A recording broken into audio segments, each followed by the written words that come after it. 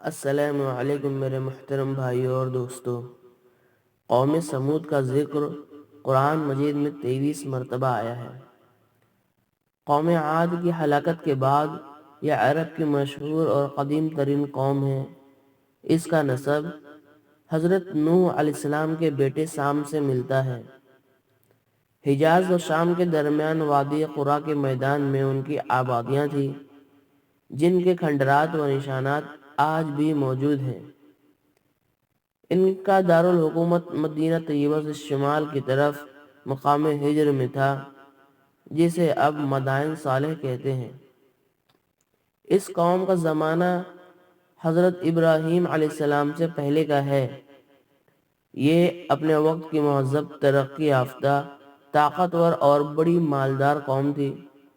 پہاڑوں کو تراش کر بڑی بڑی عمارتیں بنانا اور سنگ تراشوں کو بھاری مزدوری دے کر بڑے بڑے بت بنوانا ان کی زندگی کا محبوب مشغلہ تھا۔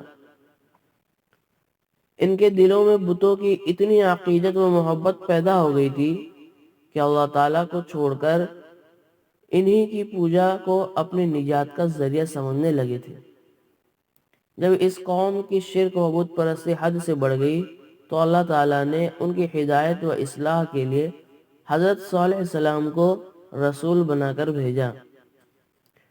حضرت صالح علیہ السلام حضرت ہود علیہ السلام کے تقریباً 100 سال بعد پیدا ہوئے۔ قرآن میں ان کا تذکرہ 8 جگہوں پر آیا ہے۔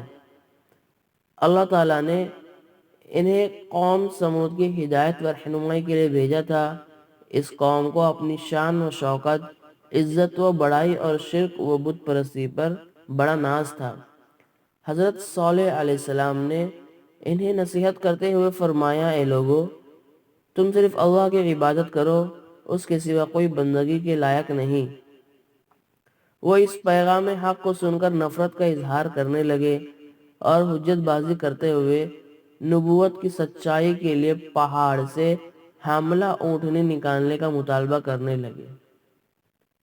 حضرت صالح علیہ السلام نے دعا فرمائی۔ اللہ تعالیٰ نے معجزے کے طور پر سخت چٹان سے اونٹنی پیدا کر دی، مگر اپنی خواہش کے مطابق معجزہ ملنے کے بعد بھی اس بدبخت قوم نے نہیں مانا اور کفر و نافرمانی کی اس حد تک پہنچ گئی کہ اونٹنی کو قتل کر ڈالا، اور اسی پر بس نہیں کیا بلکہ حضرت صالح علیہ السلام کے قتل کا بھی منصوبہ بنا لیا۔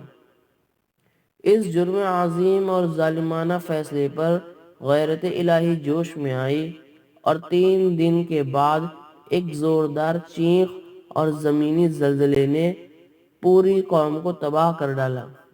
اس کے بعد حضرت صالح علیہ السلام ایمان والوں کو ساتھ لے کر فلسطین ہجرت کر گئے۔